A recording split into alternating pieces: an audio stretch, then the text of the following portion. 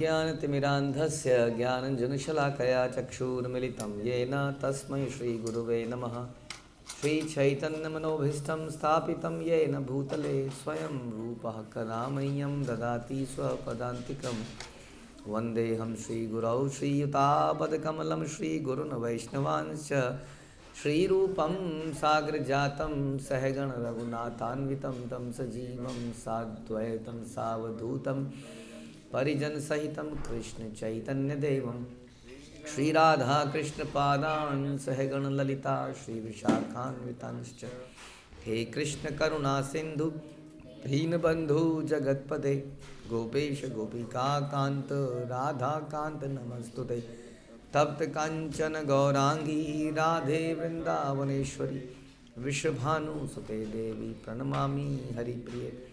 वाञ्छाकल्पतरुभ्यश्च कृपा सिन्धुभ्येव च पतितानां पावनेभ्यो वैष्णवेभ्यो नमो नमः। जय श्री कृष्ण चैतन्य प्रभु नित्यानंद श्री अद्वैत गदाधर शिवासादि गौर भक्तवृंद। हरे कृष्णा कृष्णा कृष्णा हरे हरे हरे राम राम राम हरे हरे। नमो विष्णुपादाय कृष्ण प्रेष्ठाय भूतले श्रीमते भक्ति वेदांत स्वामिन्निति नामिने।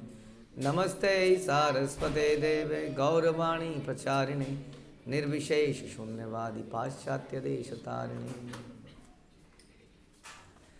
हरे कृष्णा। भगवद गीता अध्याय 9 द मोस्ट कॉन्फिडेंशियल नॉलेज श्लोक संख्या 28। शुभाशुभ फलैरेवं मोक्षसे कर्म बंधनै संन्यासयोगयुक्तात्मा विमुक्तो मामुपेष्यसि। इस तरह तुम कर्म के बंधन तथा इसके शुभ अशुभ फलों से मुक्त हो सकोगे। इस संन्यास योग में अपने चित्त को स्थिर करके तुम मुक्त होकर मेरे पास आ सकोगे। ओके, तो इसके पिछले श्लोक में आपको याद होगा हमने क्या सुना। हमने सुना था कि तुम जो भी करते हो, जो खाते हो, अर्पित करते हो, दान देते हो, तपस्या करते हो, मुझको अर्पित करते चलो, सब कुछ मुझे अर्पित करो। तो कोई ये बोल सकता है कि जब सब कुछ आप ही के लिए करें तो करें क्यों? सब कुछ तो आपने लूट लेना है, तो हम करें क्यों? तो इसके लिए श्रील प्रभुपाद यहाँ पे लिखते हैं कि हर व्यक्ति को कुछ करना ही पड़ता है, उसकी मजबूरी है। ऐसा लगता होगा ना, ऐसा कैसे प्रभु जी, हमें तो बहुत अच्छा लगता है कुछ ना करना पड़े, सोए रहें बस। नहीं, आज हम किसी चर्चा कर रहे थे कि कई बार हम 8 घंटे भी सो जाते हैं तो भी लगता है कि थोड़ी देर और सो जाएं। 9 घंटे भी सोते हैं तो लगता है थोड़ी देर और सो जाएं। ये है ना, ख़त्म ही नहीं होती है भूख। हाँ, ऐसा तो फिर ऐसा लगता है कि इसका मतलब अगर हम सोते ही रहें तो कितना आनंद होगा उसमें जीवन में, बताइए। तो जब व्यक्ति की मुक्ति होती है, ये हमारे आचार्य बताते हैं तात्पर्यों में श्रील प्रभुपाद, कि जब हमारी मुक्ति होती है, कई बार अगर किसी की मुक्ति हो जाए तो मुक्त होकर वो कहाँ चला जाता है? ब्रह्म ज्योति में, जो भगवान के धाम में नहीं गया। और ब्रह्म ज्योति में उस पर कुछ भी काम नहीं होता है और बीमार नहीं पड़ेगा, क्योंकि जन्म मृत्यु के ऊपर चला गया, वो बूढ़ा भी नहीं होगा। तो आप कहोगे कि प्रभु जी वो क्या कहते हैं, बेड सोर्स समथिंग, अब सोए रहेंगे तो प्रभु जी वो हो जाएगा, 3-4 दिन तक सोए रहेगा तो घाव हो जाते हैं शरीर में, वहाँ पे नहीं होंगे। कहाँ पे? ब्रह्म ज्योति में नहीं होंगे, क्योंकि वह शरीर रहा ही नहीं, अब तो आत्मा के लेवल पे आ गया। और उसके बाद में बुढ़ापा नहीं है, कुछ भी पूरी परेशान करने नहीं आएगा। ऐसा भी नहीं है कि एसी लाइट चली गई तो अब कैसे सो गए, पसीने आ रहे हैं, मच्छर काट रहे हैं, कैसे सो गए, कभी गर्मी लग रही है, कभी सर्दी लग रही है, वो समस्याएं भी नहीं है। फिर भी जीवात्मा परेशान हो जाती है और सोचती है मुझे कुछ करना है। क्यों? क्योंकि वो स्वभाव से एक्टिव है। इसलिए इस संसार में हम हमेशा we are always doing something, उसका स्वभाव ही एक्टिव है। अब उसको इनएक्टिव कर दोगे ब्रह्म ज्योति में तो वो ज़्यादा दिन तक उसको आनंद नहीं ले पाएगा। इसलिए ध्यान रखिए, अगर हम भागना चाहते हैं इस मूवमेंट से, इस्कॉन इज अ मूवमेंट जो हमेशा क्या कहती है आपको, मूव करो, यहाँ से वहाँ जाओ, वहाँ से वहाँ जाओ, ये करो वो करो, मूवमेंट है। अगर हम इस मूवमेंट से भाग कर आइडल सोना चाहते हैं तो व्यक्ति ऐसा तो ब्रह्म ज्योति में भी नहीं कर सकता, फिर इस संसार में तो कौन सोने देगा आपको। हाँ, जो अभी तक हमने प्रॉब्लम बताई, कैसे सोओगे बताओ। झगड़ा नहीं होता कई बार घर में, हल्ला मचा रखा है सवेरे, टन टन टन टन टन टन संग बूं, सोने भी नहीं देते हैं। या पड़ोसी ने ये कर लिया, उसने वो कर लिया, कुछ ना कुछ समस्या रहती हैं, कौन सोने दे रहा है यहाँ पे। तो फिर उस संसार, वहाँ पर जाकर भी आदमी संतुष्ट नहीं है निरंतर आइडल रहने से।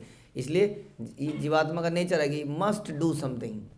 लेकिन समस्या क्या है कि जैसे ही वो कुछ करता है वो कर्म बंधन में फंस जाता है। बताइए क्या बात है। एक तो मैं एक्टिव हूँ, ये मेरी प्रॉब्लम है। अरे भगवान आपने बनाया ऐसा है कि मैं कर्म करे बिना रह ही नहीं सकता। अब जैसे ही मैं कर्म कहता हूँ आप कह देते हो ये कर्म से बंधन क्रिएट, ये तुम्हारा रिएक्शन, ये दूसरा रिएक्शन। तो ऐसे करोड़ों करोड़ों रिएक्शन मेरे सर के ऊपर मंडरा रहे हैं पिछले जन्मों के, इस जन्म के। मैं करूँ तो करूँ क्या, कर्म किए बिना नहीं रह सकता हूँ। कर्म करता हूँ तो कर्म के फल से बंध जाता हूँ। तो मैं क्या करूँ, कौन सा काम करूँ फिर। अच्छा ठीक है, समझ में नहीं आता। ये कोई कहता है ये शुभ है, कोई कहता है ये शुभ है, कोई कहता है शनिवार को ये नहीं करना चाहिए, कोई कहता है शनिवार को ये करना चाहिए।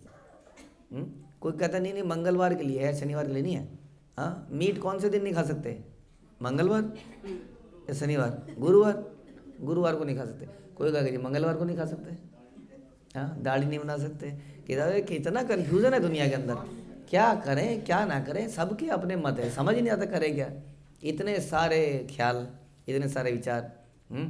तो ये क्या है, सारे शुभ अशुभ। तो क्या मैं करूं और क्या मैं ना करूं, क्या करूं क्या ना करूं, ये कैसी मुश्किल है, कोई तो बताए। तो उसको बता रहा है कौन, भगवान बता रहे इस 28वें श्लोक में।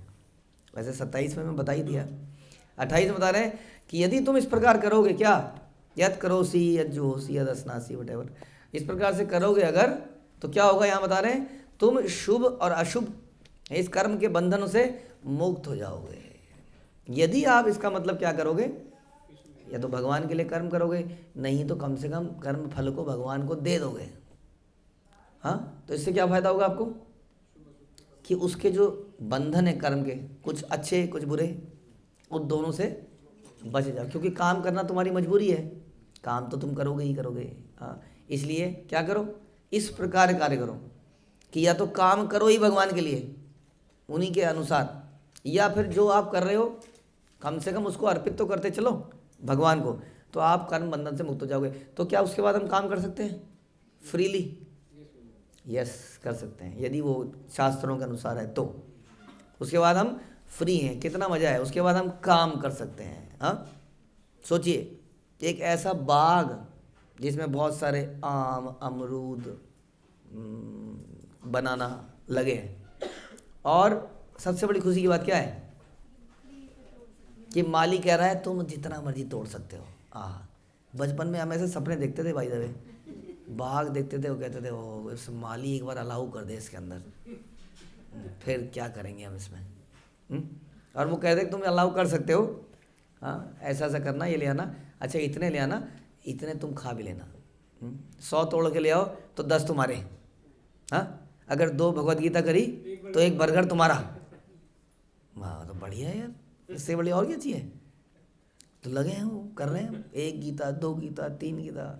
हाँ, एक हमारे प्रभु जी ने 1100 रुपये कर दिए इकट्ठे, 11 गीता कर दिए उन्होंने, सॉरी। हाँ, तो कर्म किया। लेकिन बता रहे क्या कि ये जो आपने बाग से तोड़ा, वो कह रहा है इसकी कोई सजा नहीं है, इसका कोई पॉजिटिव मतलब कोई इसका रिएक्शन नहीं है, क्योंकि ये भगवान को के अनुसार यदि किया था या उस माली के अनुसार किया, ऐसा भगवान बता रहे हैं कि इस तरह तुम कर्म के बंधन से बच जाओगे, शुभ अशुभ के फलों से मुक्त हो जाओगे। संसार में प्रभुपाद बता रहे हैं कि जो आम आदमी है उसको बड़ा ज़रूरी है इस बात को समझना कि क्या शुभ है और क्या अशुभ है, क्योंकि वो फंस जाएगा। नहीं तो सब लोग वहाँ खड़े हैं डंडा लेके, खड़े हैं कि नहीं? सब लोग खड़े रहते हैं देवी देवता। देखा ना वो शिव जी ने कैसे दीदी के गर्भ में कैसे डाल दिए 2 बच्चे, हिरण्यकशिपु हिरण्याक्ष। वेट कर रहे थे कोई तो गलती करेगा, जो गलती करेगा ले भूत ले, भूत जैसे बच्चे या वटेवर रिएक्शन, सारे देवी देवता तैनात खड़े हैं, गलती कर। तो बड़ा इंपॉर्टेंट है, इसलिए लोगों के लिए जानकारी लेना। अब किससे लेनी चाहिए? वो लाल बाबा से, काले बाबा से, हाँ, जो आता है आपके जगह जगह पर कि ये लाल रुमाल में, सफ़ेद रुमाल में लाल सिंदूर डाल के और उसका एक पोटली बना के मुर्गे के सर में ऐसे घुमा के उसके बाद ऐसे करके ये करके कर देना। अब लेकिन दूसरे बाबा जी कुछ और बताते हैं, हाँ, वो और ही टोटका बताते हैं। जितने लोग हैं उतने टोटके हैं, तो क्या किया जाए। और कहीं आपने अगर गलती करी तो वो लोग बैठे हैं वहाँ पे फट से मारने के लिए। हाँ, अगर मुझे क्या पता कि क्या सही है, वो बोलेंगे ये मेरी प्रॉब्लम है क्या, ये संसार में आने से पहले सोचना चाहिए था। वो क्या बोलेंगे, वो छोड़ेंगे हमें? छोड़ेंगे? नहीं छोड़ेंगे। वो कहेंगे तुम्हें पता होना चाहिए, तुम्हारी प्रॉब्लम है। वो कहेंगे इतने सारे गुरु हैं यहाँ संसार में, मैं क्या करूँ? तो क्या कहेंगे फिर वो? अब उसकी क्या गलती है बताइए? इतने सारे गुरु हैं बताइए। कोई कह रहा लाल कपड़े में होना चाहिए, कोई कह रहा पीले कपड़े में होना चाहिए, कोई कह रहा सोमवार को होना चाहिए, कोई कह रहा बुधवार को होना चाहिए। अब उसकी क्या गलती है इसकी बताइए, क्या करे वो ऐसा में? वाह, ये कह रहे हैं कि भक्त के पास चला जाए, हाँ, और उनसे पूछ ले। ये भी तो है, भगवान ने गीता भी तो दी, भगवान ने सही गुरु भी तो दिए, वहाँ क्यों नहीं जाता है? अरे वहाँ पे बहुत कुछ करने को कहते हैं, ये मत करो, वो मत करो, ये नियम, वो नियम। हाँ, ये समस्या है। आज हम किसी से बात कर रहे थे तो मैं उसको कह रहा था कि बच्चे तेरी तो मजबूरी है नियम को पालन कर, तू नियम से बंधना नहीं चाहता, तू तो नियमों से जकड़ा हुआ है। मैंने कहा पॉटी जाता है सवेरे, पहला नियम तो वहीं लागू हो जाता है, करनी पड़ती है। नहीं करोगे तो जैसे ही वहाँ पे संकीर्तन निकल रहा होगा, एक बच्चा आएगा, अरे पॉटी आ गई प्रभु, बताइए। शिकार के मौके पे आगे का समझ लो आप। ऐसा हो जाता है, शिकार के मौके पर उसका जो डॉग था उसको पॉटी आ गई। अब वो डॉग शिकार करने बैठा था और वो उसको पॉटी आ गई, बताइए, तो गड़बड़ हो गई ना। तो इसलिए क्या करना, करनी पड़ेगी, नहीं तो बाद में करनी पड़ेगी। तो नियम है कि नहीं? तो ऐसे बहुत सारे नियम हैं। कितने नियम बताएं आपको? बीमार पड़ोगे, बुढ़ापे में आओगे, न जाने क्या क्या होगा, तो नियम तो है ही। तो इसलिए आ जाइए, नियम पालन कर लीजिए और पूछ लीजिए ज्ञान कि क्या करना चाहिए, क्या नहीं करना चाहिए, कैसे करना चाहिए। तो क्या होगा, तब आपको ये शुभ लाल कपड़ा, नीला कपड़ा, पीला कपड़ा, सोमवार, मंगलवार, बुधवार, इस सब के चक्कर से बच जाओगे। क्या आप इस जंजाल से बचना चाहते हैं? हाँ, ये भारत में, पूरे भारत में ये जाना चाहिए एडवर्टीजमेंट में। क्या आप ये सोमवार, मंगलवार, बुधवार, वीरवार, शुक्रवार, शनिवार, इन सब गुरुओं के इन जंजालों से बचना चाहते हैं? तो आइए इस्कॉन ज्वाइन कीजिए। फिर कोई वार नहीं, केवल भगवान का नाम सब कुछ कर लेगा वास्तव में। तो कितना आसान है ज़िंदगी, नहीं है बताइए? हमारी ज़िंदगी वाकई बहुत आसान है। बहुत सारे लोगों को बहुत कुछ सोचना पड़ता है, क्या क्या नहीं सोचते हो, ये अच्छा है, ये बुरा है, ये करना है, ये नहीं करना है। जैसे हम बता रहे थे, कई बार लोग हमारे भक्तों को तंग करते हैं, कहते हैं तुमने ये जो नाम रख दिया, ये नाम शुभ नहीं है, ये नाम हमारे परिवार के ऊपर, वो क्या कहते हैं, पनौती ये नाम पनौती है। हमने कहा हाउ इट इज़ पॉसिबल, भगवान का और भक्तों का नाम पनौती कैसे हो सकता है? कि नहीं, this alphabet is not good. कितनी मुसीबतें हैं लोगों के दिमाग में, है कि नहीं, परेशानियां हैं।